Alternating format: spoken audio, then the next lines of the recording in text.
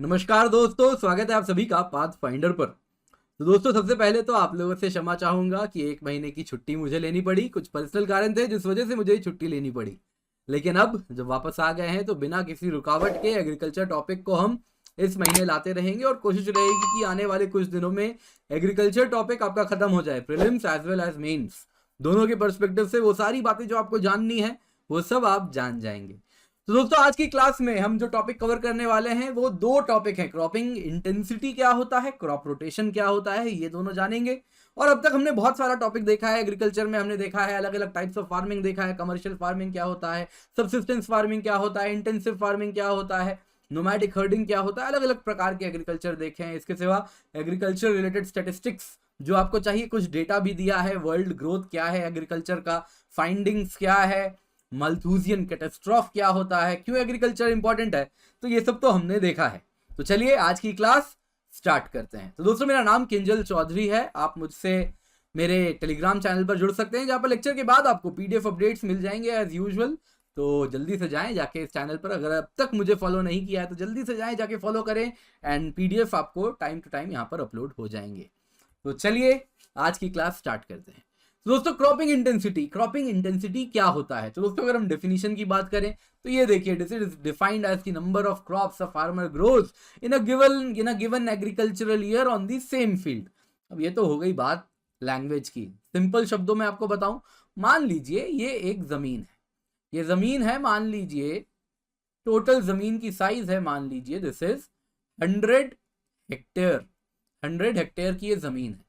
इस 100 हेक्टेयर की जमीन में किसान 2 टाइम खेती करता है। अब 100 हेक्टेयर ऐसा तो नहीं है कि 100 का 100 हेक्टेयर पूरा इस्तेमाल कर लेगा। कहीं पर वो क्या होगा, बॉर्डर बाउंड्री बनाएगा। कुछ जमीन होगी जहां पर एग्रीकल्चर प्रॉपर होती नहीं होगी, वो जमीन फर्टाइल नहीं होगी। तो एक सीजन आता है खरीफ, दूसरा आता है रबी। तो खरीफ के सीजन में ये जो किसान है ये 75 हेक्टेयर में यहाँ पर राइस लगाता है, पैडी लगाता है, धान लगाता है। और जब साल में रबी सीजन आता है तो रबी सीजन में यही किसान यहां पर कुछ 50 हेक्टेयर जमीन में वीट उगाता है, गेहूं लगाता है।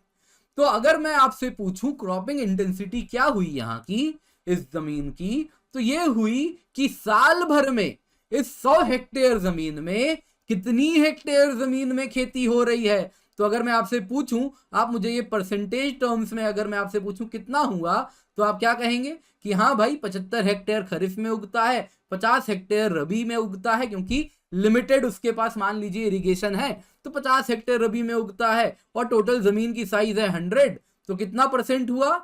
तो आप मुझे परसेंटेज टर्म्स में बता देंगे कि हाँ 75 + 50 दैट इज 125। तो 125% इस जमीन की पोटेंशियल को इस्तेमाल की जा रही है। तो यही इसकी क्या हुई, क्रॉपिंग इंटेंसिटी।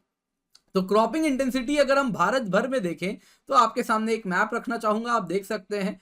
तो जो डार्क कलर में शेडेड है दिस इज 180% एंड अबव। तो पंजाब में आप देख सकते हैं 180% से ज्यादा क्रॉपिंग इंटेंसिटी हो रही है। वेस्ट बंगाल में भी आप देख सकते हैं, वैसे ही बांग्लादेश वाले इलाके में भी देखेंगे तो 200% भी पार हो जाता है। बाकी आप देख सकते हैं ड्राईलैंड इलाकों में काफी कम है क्रॉपिंग इंटेंसिटी। वैसे ही आप देखेंगे तो इन इलाकों में काफी कम क्रॉपिंग इंटेंसिटी आपको देखने मिल रही है।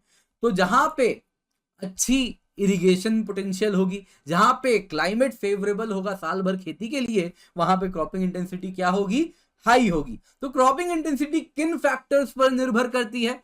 तो ये दोनों फैक्टर्स पर निर्भर करती है, फिजिकल फैक्टर्स पर भी, ह्यूमन फैक्टर्स पर भी। फिजिकल फैक्टर्स आप देखें, अगर वहां पर सनशाइन साल भर देखने मिलती है, ऐसा ना हो जाए कि साल के विंटर के सीजन में सनशाइन आए ही नहीं, कोहरा रहे, पूरे टाइम ढका रहे, टेम्परेचर बिल्कुल लो हो जाए, तो खेती नहीं हो पाएगी। तो फिजिकल इनपुट्स बहुत इंपॉर्टेंट है। सनशाइन कितनी है, टेम्परेचर कितना है, रेनफॉल कितना है, सॉइल कैसी है, सॉइल बाय नेचर क्या फर्टाइल है। तो फर्टाइल सॉइल होगी तो आप देख सकते हैं ग्रेट इंडियन प्लेन्स वाला इलाका है तो वहां पर क्रॉपिंग इंटेंसिटी हाई होगी। वहीं ह्यूमन फैक्टर्स भी इंपॉर्टेंट है। ह्यूमन फैक्टर्स हो गए कि वहां पे कैसे सीड्स किसान के पास पहुंच रहे हैं, क्या समर में खेती करने के लिए खरीफ में है, क्या रबी में खेती करने के लिए सीड्स मिल रहे हैं, क्या केमिकल्स हैं, वो मिनिमम फर्टिलाइजर्स जो चाहिए उस पर्टिकुलर क्रॉप के अनुसार वो किसान तक पहुंच रहा है, क्या किसान वहां पर प्लोइंग कर रहा है, सोइंग कर रहा है, क्या पेस्टिसाइड स्प्रे कर रहा है, क्या उसके पास मशीनरी अगर है तो ह्यूमंस पर डिपेंड नहीं करेगा, लेबर पर डिपेंड नहीं करेगा, तो खुद ट्रैक्टर लेगा चला देगा, तो वो भी फैक्टर है। तो दोनों फैक्टर बड़ा इंपॉर्टेंट हो जाता है हाई क्रॉपिंग इंटेंसिटी के लिए।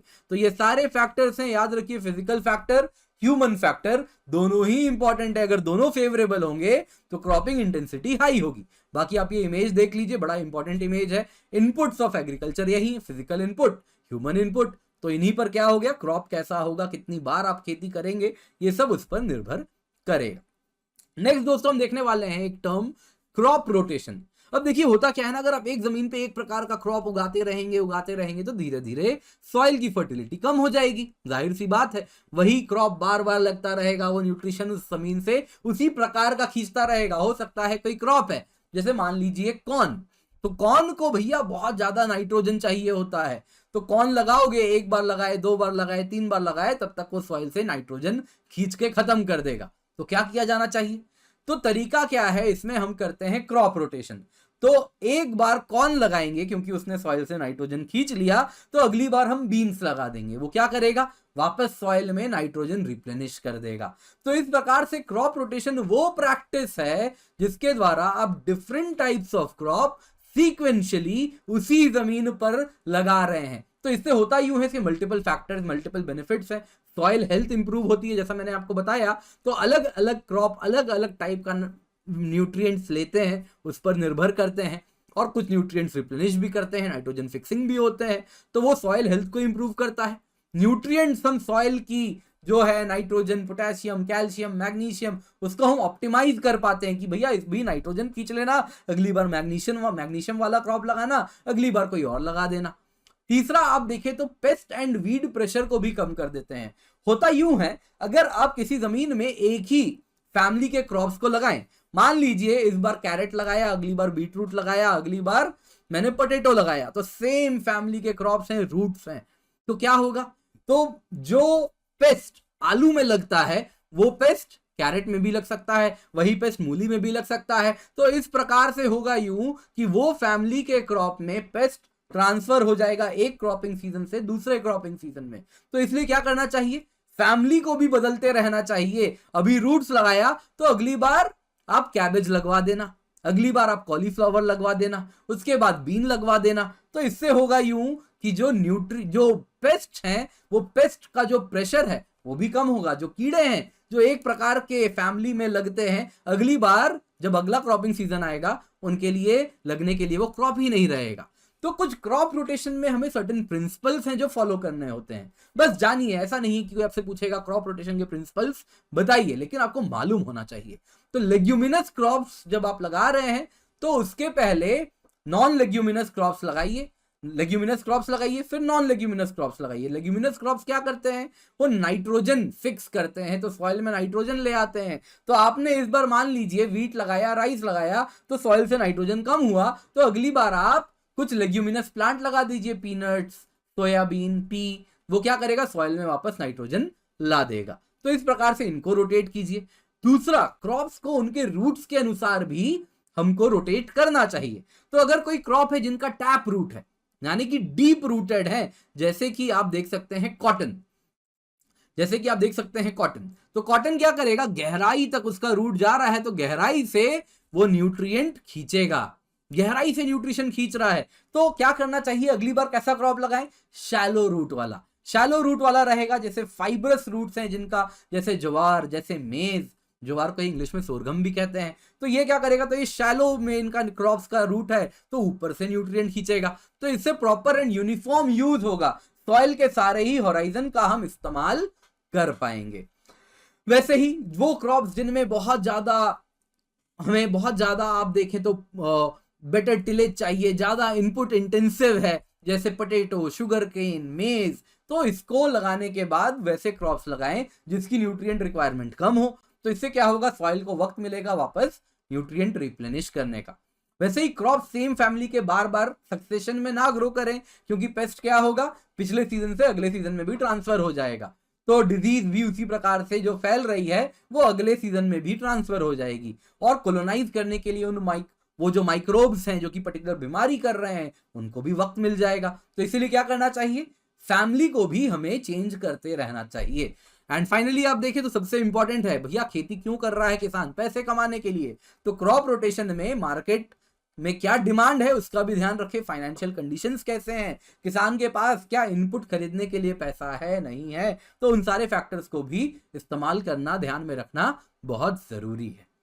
दोस्तों आज की क्लास पसंद आई हो तो लाइक जरूर करें, अपने दोस्तों के साथ शेयर करें, और पाथफाइंडर चैनल को अगर आपने अब तक सब्सक्राइब नहीं किया है तो अब जरूर कर लें, और बेल आइकन दबाना ना भूलें। जल्दी से जाएं, जाके बेल आइकन दबाएं सो दैट आप हमारे सारे वीडियोस के नोटिफिकेशन आपको मिलते रहें।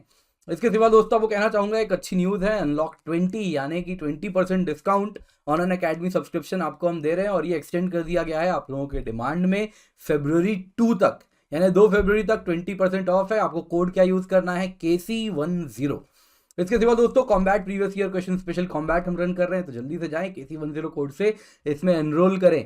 फ्री मेगा टेस्ट सीरीज है यूपीएससी सीएससी के लिए, आप देख सकते हैं हिंदू अखबार से जो भी रिलेटेड न्यूज़ है, science and tech, medieval history, economics, ancient history, CSAT, ये सब आपको मिल रहा है, जाएं जाके। और नए ऑप्शनल चैनल्स भी हम स्टार्ट करने वाले हैं, आप लोगों ने जैसा कहा है उसको ध्यान में रखते हुए। साथ साथ दोस्तों आइकनिक सब्सक्रिप्शन का बेनिफिट आप ले सकते हैं, 1-to-1 लाइव मेंटरिंग है, स्टडी प्लानर है, ओपन हाउस विद एजुकेटर्स भी होगा। आज भी ओपन हाउस बहुत सारा होने वाला है, तो अनअकैडमी प्लेटफॉर्म पर जाएं और वहाँ पर स्टे ट्यून्ड। इसके सिवा दोस्तों KC10 कोड का इस्तेमाल करेंगे तो 1 साल की सब्सक्रिप्शन की जो कीमत है 46,791 में मिलेगी, और 2 फरवरी तक आपको स्पेशल डिस्काउंट में, स्पेशल ऑफर में भी मिलेगा। साथ साथ आइकनिक सब्सक्रिप्शन की 1 साल की कीमत 67,041 है, 2 फरवरी तक और कम होने वाला है और डिस्काउंट आपको मिलेगा, तो जल्दी से जाएं जाके इसका बेनिफिट उठा लें, 2 फरवरी तक ही है। और जो ऑप्शनल सब्सक्रिप्शन है उसकी कीमत है 1 साल की 24,750 रुपये। एंड यूपीएससी सीएससी बैचेस हैं, 2 फरवरी से स्टार्ट हो रहे हैं, तो आप देख सकते हैं हिंदी बैच है, इंग्लिश बैच है, बाइलिंगुअल बैच है, 1 ईयर बैच है, 2 ईयर बैचेस हैं, 20 बुक्स आपको मिलेंगे। और साथ ही साथ आप देखें 1 year and above GS combo subscription के साथ आपको बुक्स हम फ्री में प्रोवाइड कर रहे हैं। तो thank you so much for joining and have a great day.